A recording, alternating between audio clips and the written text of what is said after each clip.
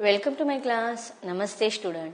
बच्चों, आज हम कक्षा 9वीं की पाठ्य पुस्तक क्षितिज भाग 1 का अध्ययन करने जा रहे हैं, जिसमें हम चैप्टर नंबर 2 पढ़ रहे हैं। और इस हमारे चैप्टर का शीर्षक है ल्हासा की ओर।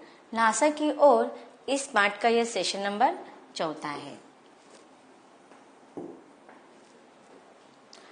इसके पहले भागों में हमने पढ़ा था कि लेखक अब थोंडला पर गए थे, ऊंचा बहुत ही स्थान था वो, और फिर वहां पर घोड़े के साथ जब वो सवारी कर रहे थे तो उनका घोड़ा पिछड़ गया था।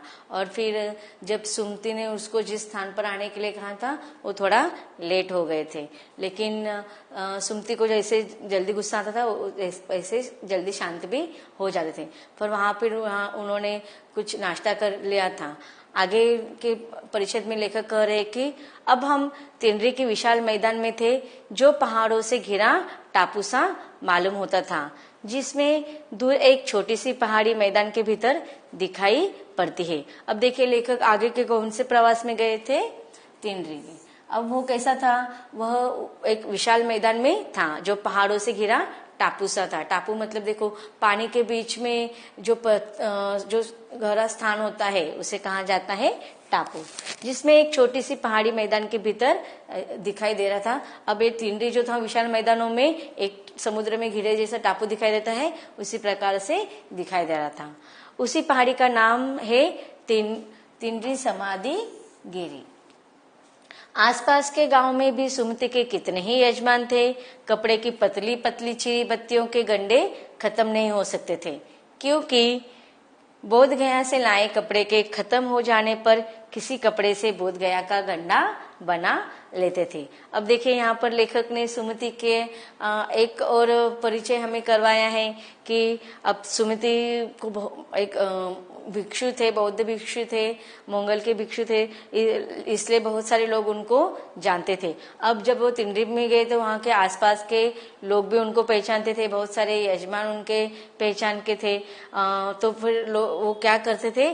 कपड़े की पतली पतली चिरी बत्तियों के गंडे खत्म नहीं होते थे। अब ये जो सुमति थे वो क्या करते थे? भिक्षु थे और बोध गया से जो गंडे लाए करते थे वो लोगों को बांध दिया करते थे। लेकिन लेखक कह रहे कि वह पतली पतली चिरी बत्तियों के गंडे खत्म नहीं होते थे। अब गंडे का अर्थ क्या होता है कि देखो, अब बहुत सारे लोगों का ऐसी श्रद्धा होती है कि किसी भी स्थान पर अगर वो जाते हैं, धार्मिक स्थान पर, मंदिर में या किसी अन्य स्थान पर, तो वहां से कुछ ना कुछ प्रसाद के रूप में लाते हैं। तो अब हम भी देखते हैं मंदिरों को बाहर बहुत सारे दुकान होते हैं, उसमें एक विशेष प्रकार के धागा मिलते हैं जिसे हम हाथ में या किसी शरीर के किसी अन्य स्थान पर बांधते, कोई लोग हाथ में बांधते, कोई लोग गले में भी डालते। वो एक हम प्रसाद के रूप में, ईश्वर के आशीर्वाद या प्रसाद के रूप में हम उसको बांधते हैं। तो इसी प्रकार का उसे कहा जाता है गंडा। तो यह जो सुमति थे वहां के लोगों को इस प्रकार के गंडे प्रसाद के रूप में बांध दिए करते थे। अब देखो, बोध गया से जो गंडे लाए जाते थे वो एक विशेष प्रकार के कपड़ों से बनाकर बनाया जाता था। लेकिन अब वह अगर खत्म हो जाते थे तो सुमति क्या करता था? किसी अन्य कपड़े से वह पतली पतली उस कपड़ों का क्या करता था? चिरी बनाता था, उसको काट देता था और उसे वो गंडे बनाते थे। और इस प्रकार जब जिस गांव में वो जाते थे, लोग उनसे वो गंडे मांगते थे, तो वह बोध गया से लाए हुए गंडे खत्म होने के बाद अपनी ओर से गंडे बनाकर उनको बांध देता था। तो इस प्रकार यहाँ पर एक विशेष रूप हमें, अलग रूप हमें उस सुमति का दिखाई दे रहे। आगे लेकर कह रहे कि वह अपने यजमानों के पास जाना चाहते थे। मैंने सोचा यह तो हफ्ता भर उधर ही लगा देंगे। अब देखिए, लेखक के साथ वो आए थे। अब लेखक के दोस्त थे और जहां जहां वह जाते थे उनके साथ रहते थे, तो उनको किसी प्रकार की परेशानी नहीं होती थी। लेकिन वहां जब उनके साथ उनका दोस्त सुमति आए तो वहां पर उनके जान पहचान वाले जो यजमान थे उनके पास सुमति जाना चाहता था। लेकिन लेखक ने सोचा कि अगर वो वहां पर घूमता फिरेगा, यजमान मेहमानों के यहाँ जाएगा तो उनको वहां पर लगभग हफ्ता भर तो लगा देंगे, इसलिए उन्होंने कहा उनको जाने से वहां पर मना करते हैं।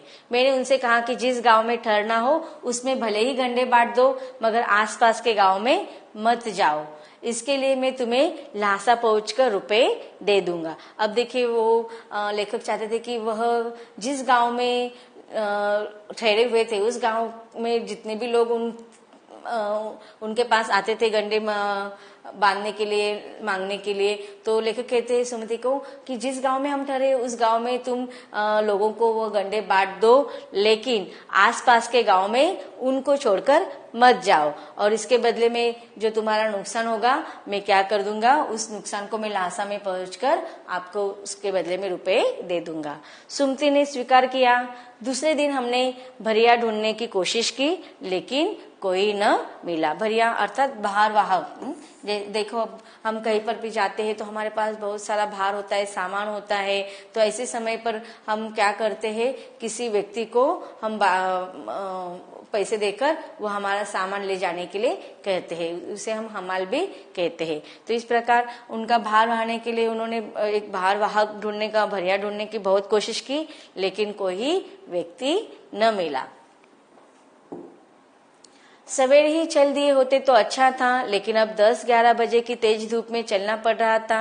अब देखिए लेखक चाहते थे कि जल्दी निकलेंगे तो अच्छा रहेगा, लेकिन उनको निकलने में देर हो गई थी। 10-12 बजे की तेज धूप में लेखक को चलना पड़ रहा था।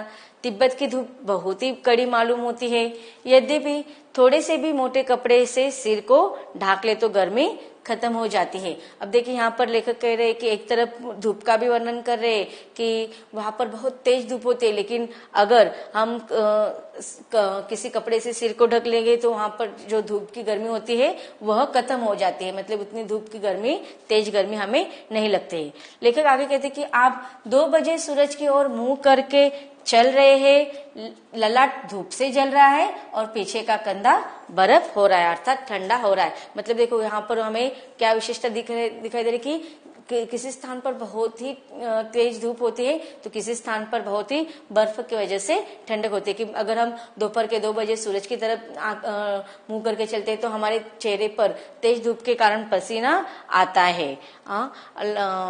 धूप के कारण हमारा माथा धूप से जल होता है, लेकिन हमारे पीछे का कंधा जो होता है वह बर्फ के कारण ठंडक महसूस होती है। तो इस प्रकार वहां पर वहां की क्या विशेषता हमें पता चल रही है कि धूप और बर्फ, जहाँ बहुत ज्यादा धूप भी नहीं होती है और दूसरी तरफ बहुत ज्यादा बर्फ का मतलब ठंडक भी होती है।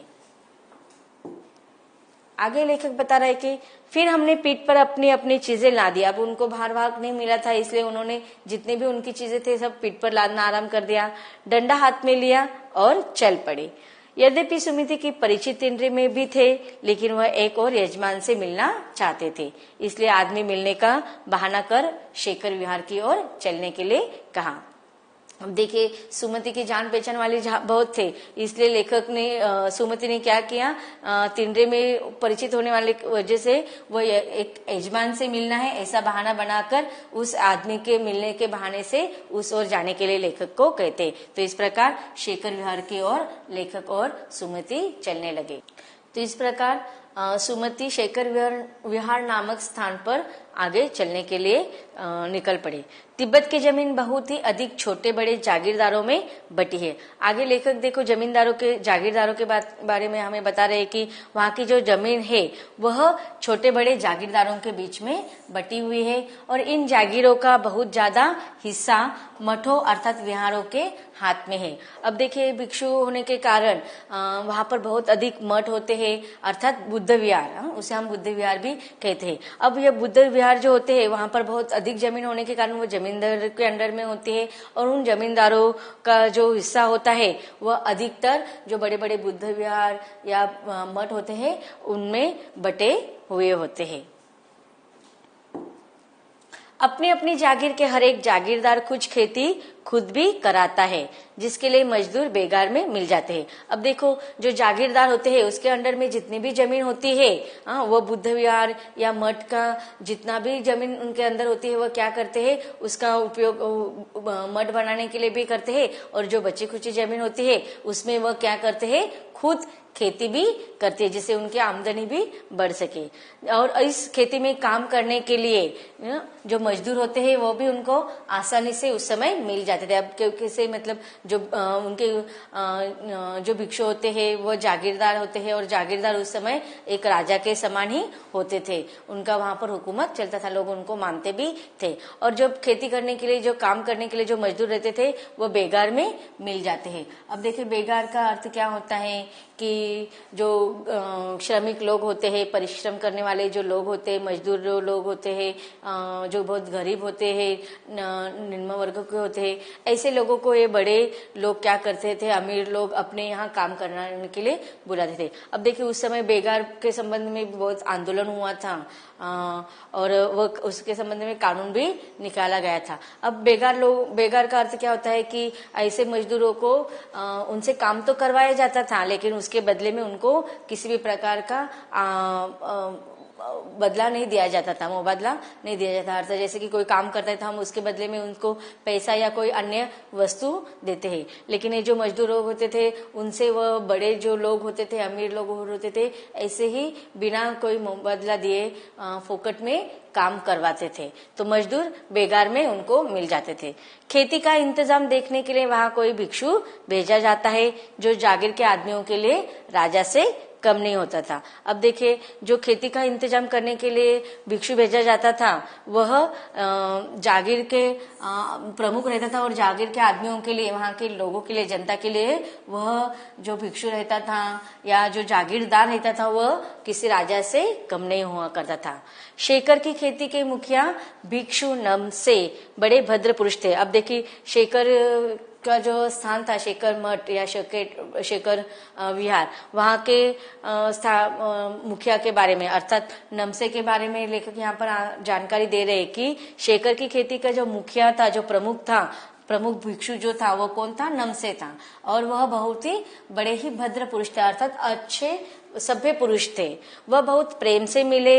हालांकि उस वक्त मेरा भेष ऐसा नहीं था कि उन्हें कुछ भी ख्याल करना चाहिए। अब लेखक कह रहे कि देखो, वह जो नमसे थे वे व्यक्ति बहुत ही अच्छे थे। अब लेखक उस समय कौन से भेष में था, भेष अर्थात वेशभूषा, अब वो भीख मंगे के वेशभूषा में गए थे। अब देखिए, यहाँ पर लेखक यही कहना चाहता है कि मनुष्य के आमतौर पर हम क्या करते हैं, वेशभूषा को बहुत अधिक महत्व देते हैं। अगर हम किसी लोगों से मिलते हैं तो सबसे पहले हम उनके वेशभूषा कैसे है उसको देखते हैं, फिर उनके हम विचारों के बारे में बाद में उसके बारे में हम विचारों से राय बनाते हैं। तो सबसे पहले अगर हम सोचते हैं कि जिसका वेशभूषा अच्छा होगा, जो अच्छे कपड़े पहनते हैं वह लोग सभ्य होते हैं, अच्छे लोग होते हैं, लेकिन ऐसा नहीं होता है। अगर ऐसा होता तो जो सफेद पोश में जो बड़े बड़े नेता होते हैं तो वो सभी नेता क्या अच्छे होते हैं? नहीं। तो इस प्रकार हम कह सकते हैं कि वेशभूषा किसी भी व्यक्ति के बारे में हम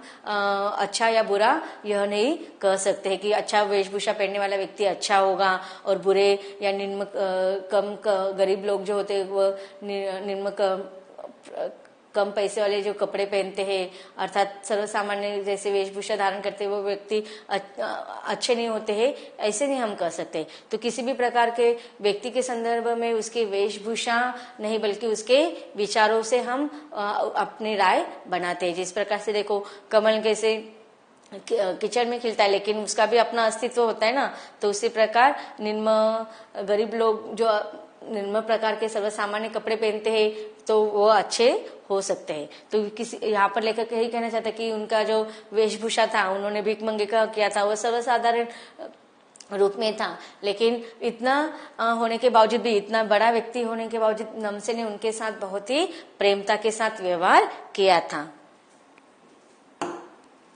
यहाँ एक अच्छा मंदिर था जिसमें कंजूर बुद्ध वचन अनुवाद की हस्तलिखित 103 पोथियां रखी हुई थी। अब आगे लेखक कह रहा है कि वहां पर एक सुंदर मंदिर था जिसमें कंजूर का अर्थ क्या होता है कि बुद्ध वचन के जो है उसका अनुवादित रूप होता है, और हस्तलिखित हाथों से लिखी हुई ऐसी कितनी पोथियां थी? 103 पोथियां यहाँ पर रखी हुई थी। मेरी आसन भी वही लगा। आप देखो लेखक ने क्या किया, जैसे उन पोथियों को देखा तो वहां पर बैठ गए। वह बड़े मोटे कागज पर अच्छे अक्षरों में लिखी हुई थी। एक एक पोथी लगभग 15-15 सेर से कम नहीं थी। मतलब देखो, अब 103 पोथियां थी और एक पोथी लगभग 15-15 सेर, अर्थात एक सेर का अर्थ 1 किलो से कम होता है। तो इतने वजनदार किताबें वो थी। तो लेखक वहां पर बैठ पढ़ने के लिए मग्न हो गए।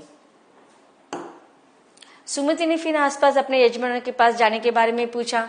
मैं अब पुस्तकों के भीतर था तो मतलब लेखक को पढ़ने की बहुत अधिक रुचि थी, इसलिए जैसे ही उनको किताबें मिले तो उनको किसी भी प्रकार की सुध-बुध नहीं रही, वह उन किताबों के पढ़ने में मग्न हो गए। इसलिए मैंने उन्हें जाने के लिए कह दिया। अब देखिए, लेखक ने जब सुमति ने जब लेखक को पहली बार जाने के लिए पूछा था तो उन्होंने मना कर दिया था, लेकिन अब इस बार उन्होंने मना नहीं किया क्योंकि उनको पढ़ने के लिए बहुत सारी पुस्तकें मिल गए थे, तो उनकी रुचि उसमें लगी थी, इसलिए वह सुमति को जाने के लिए परमिशन दे देते। दूसरे दिन वह गया। मैंने समझा था कि 2-3 दिन लगेंगे, लेकिन वह उसी दिन दोपहर बाद चले आए। तिंगरी गांव वहां से बहुत दूर नहीं था। हमने अपना अपना सामान पीठ पर उठाया और भिक्षु नमसे से विदाई लेकर चल पड़े। तो इस प्रकार लेखक ने और सुमति ने भिक्षु नमसे से विदाई ली और वहां से वह चल पड़े। देखते हैं इन परिच्छेदों में आए कुछ कठिन शब्दों का अर्थ। टापू, पानी में जमीन का उबरा भाग। चिरी, फाटी हुई। गंडा, मंत्र फूंककर बनाया गया गांठ युक्त कपड़ा। ललाट, माथा, मस्तक। बर्फ होना, बिल्कुल ठंडा हो जाना। बेगार, बिना कुछ दिए काम कराना। भिक्षु, साधु या सन्यासी। अब देखिए, यहाँ पर एक प्रश्न दिया है आपको जो आपके पाठ्य पुस्तक में है, इसका उत्तर हम देखेंगे। यात्रा वृत्तांत के आधार पर तिब्बत की भौगोलिक स्थिति का शब्द चित्रण कीजिए। उत्तर है, तिब्बत भारत के उत्तर में स्थित है, जो नेपाल का पड़ोसी देश है। इसकी सीमा भारत और चीन से लगती है। यह समुद्र तल से 17-18 हजार फीट ऊंचाई पर है। इस पहाड़ी प्रदेश के रास्ते बहुत ही ऊंचे नीचे है। यहाँ पहाड़ों के मोड़ सुनसान और खतरनाक है। यहाँ दूर दूर तक आबादी नहीं होती। आगे उत्तर कंटिन्यू है। यहाँ एक और हिमालय की ऊंची चोटियां हैं तो दूसरी ओर नंगे पहाड़ है। यहाँ की जलवायु भी बहुत ही अनुपम है। धूप वाले भाग में जहाँ तेज गर्मी पड़ती है, वहीं पर छाए वाले भाग में खूब ठंडक होती है। थोंडला यहाँ का दुर्गम दांडा है। तिंद्री एक विशाल मैदानी भाग है जिसके चारों ओर पहाड़ है तथा इसके बीच में एक पहाड़ी है जिस पर देवालय स्थित है। तो इस प्रकार यहाँ पर लेखक ने वहाँ तिब्बत का भौगोलिक वातावरण का वर्णन किया है। तो बच्चों, अब तक हमने ल्हासा की ओर इस पाठ को विस्तार से पढ़ लिया है और उसके बारे में हमने इस यात्रा वृत्तांत के बारे में लेखक के द्वारा बहुत अधिक जानकारी प्राप्त कर ली है। तो यह पाठ यहीं पर खत्म होता है। धन्यवाद।